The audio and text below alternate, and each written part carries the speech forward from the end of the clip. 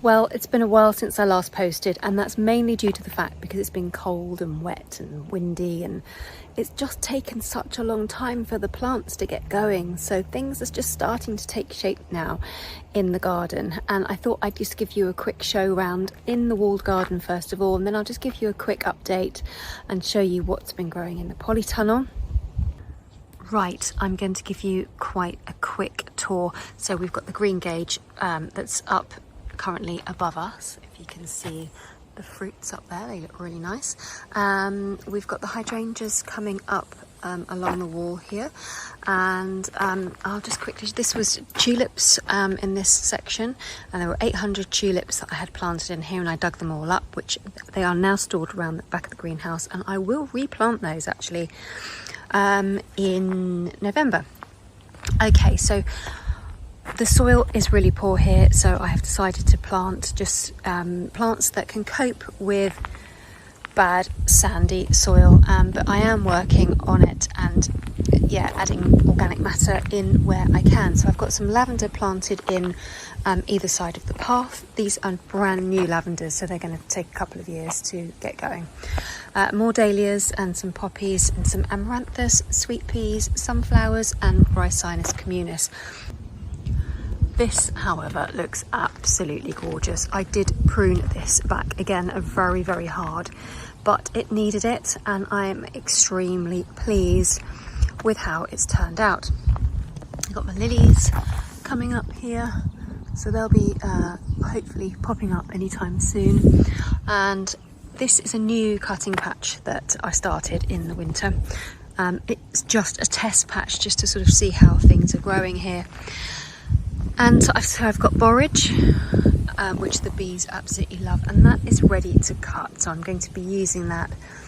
I have got somebody that's ordered some blues and some white flowers for next week, so I'm going to be using that for them. And then I've got some nigella, which is just about to pop out. I've got lots of that coming out. These were leftover seeds from antirrhinums that I just popped in. This bed here is cosmos, and I've also got some Rebecca and some lovely weeds in there. Right, so this here is the beautiful breezer. Oh, I love this so much. First time I've actually grown this. I shall definitely be growing this again. I've got teasel, which is a biennial, so that's not going to flower this year. That will be flowering next year. This is Scabiosa ping pong. That is just coming out. I planned to grow this for a dried flower, and then I think this is Godicia. I probably should have named it, but I don't know. I think that's Godicia. Anyway, we'll see. So I'm now going to show you our new additions, and they are 3 beautiful bantam chickens. So here they are. I have reused my gazebo. So what I've done is I've taken out some glass panels and just replaced them with mesh. And this is their new house. I've given it a fresh coat of paint. Snoop is obsessed, but I'm hoping that they're going to make friends. Aren't you, Snoop? Are you making friends? He was obsessed and barking a lot, but he's getting much better now. I think the other 2 are probably laying there at the back there somewhere. So yeah, I have to say it has been really lovely having fresh eggs every day. But the other thing I've been making for them is this run. So I just ordered this on Amazon. It's quite lightweight. We'll see how it goes, but this is going to be, well, like a play area for them, and it's going to be my grass killing machine. So when I want to make some new beds, instead of using cardboard and doing my no dig method, they're just going to do it for me, hopefully. And I'm going to pop the chickens in there. They have a little nice play, scratch the grass up, kill the grass off, and then I'll just move it down a section and then do the same, and then move it down a section and then do the same, and then hopefully that will be a perfect growing space for my new cutting garden. So if you haven't seen my last videos, this is my first season working and growing in a polytunnel, and considering it's my first season, I am really pleased.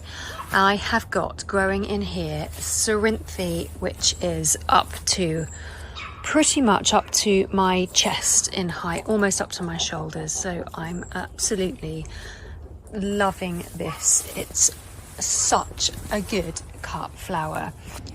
I made a bit of a mistake by planting the delphiniums a little bit too close to the Cerinthe, so they are struggling a bit. I've got some celosia which kind of pulled through a little bit, and some amaranthus growing in there which is doing okay. The stocks have gone over now, but I had this glorious stock, and this was called Vintage Brown, and I would definitely sow those again as another one there. But like I said, it's just gone over, but you see the colour. It's not brown, but it is a very sort of dark dusky pink, very beautiful. I've got quite a lot of calendula at the moment, and I think they are so beautiful. They look fabulous in arrangements, and it just gives that extra pop of colour. I mean, this one over here, for example, is mostly yellows with the orange tips. It's just glorious. Each one is completely different. So the petals on this one are more spiky, whereas the petals on, look at that one, that's so lovely. Petals on that one, and say this one are more round edge. The more you look, the more you see. They're just definitely worth growing. Anyway, so moving on, we've got the biggest weed in the world here. That needs to come out, but I need gloves for that one. So we've got some antirrhinums going on here. I've got some mixed antirrhinums.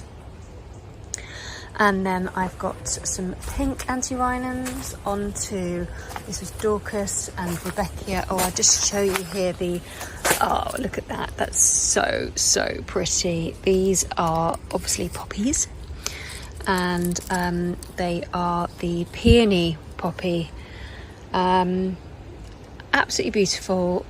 Last about 5 minutes. But if I have got an event on, then I can pick those on the morning, and they would last about a day. But definitely worth it. Oh, these are my chrysanthemums, so I'm really looking forward to seeing these. Again, these are orange ones, but Aloise orange, these are called. And some more cosmos. Every time I come in here, there is a new flower. So moving on to the other side, we've got these beautiful, totally tangerine dahlias. Again, first time I've grown these. Look at the colour on that. It is just incredible. And oh, look at it.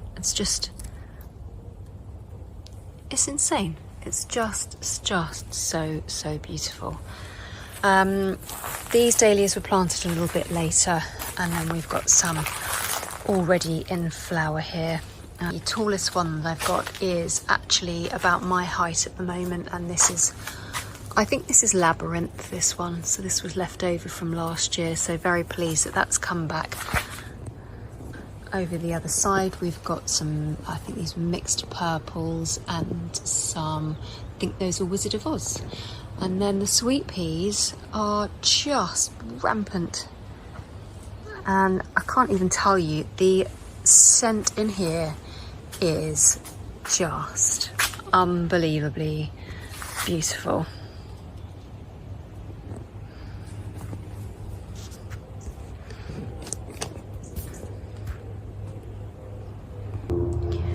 I do, however, need to do some deadheading. I let poppies self-seed in here because they gave a bit of structure and support to the sweet peas, but also I will be saving the seed heads too. And then we've got some Ami. This is Ami Magus. Got some more Ami. Look at this one. This is huge. Absolutely beautiful.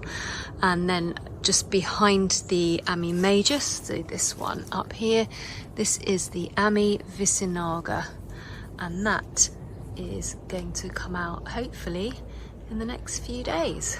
Can't wait to see that. This side over here, I started some direct sowing in this bed, and I have got zinnias. However, I think I've sowed about 80 in here, and I think only about 30 have come up, so I'm not quite sure why. It could be probably the dreaded slug situation. And that's all we've got going on down here at the moment. So yeah, so that's my polytunnel update. I know it's a little bit different to when I last showed you, but what I've got to do next is just work on the paths. So I've had 2 cubic meters of this wood chip that got delivered a couple of weeks ago, and I think I've done 2 wheelbarrows so far. So I've got to, yeah, that's my next step, is to make the paths nice, because ideally I want to make the polytunnel quite a nice space to work in, and at the moment the paths are looking a bit, the weeds are coming through the cardboard. Everything was just laid. I'll just show you at the bottom here. As you can see, the grass is coming through, so I just need a little bit more cardboard, and then I will keep mulching it with wood chip. Yeah, so I've got a lot of wheelbarrowing of mulch to do. I still haven't fixed the door down the end since when we had the storm, which was back in about February.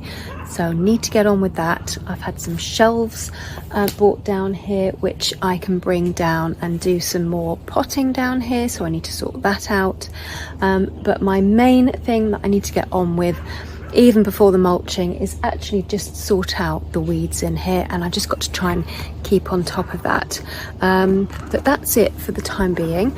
I've just sown some biennials, and I think I've done some foxglove, honesty, and some erysimum. But I think I've got it on my Instagram anyway. I'm just going to go and finish off my chicken run, and I'm off to Hampton Court Flower Show on Monday. I've got quite a quiet weekend. It's Friday evening, so I think I'm just going to go and finish off the chicken run and go in and relax. My family are watching Hampshire play cricket this evening, so I've got the garden and the house to myself. And yeah, I will keep you updated. I'll let you know how Hampton Court Flower Show goes, and I'll keep you updated with how things are growing in the polytunnel and in the walled garden.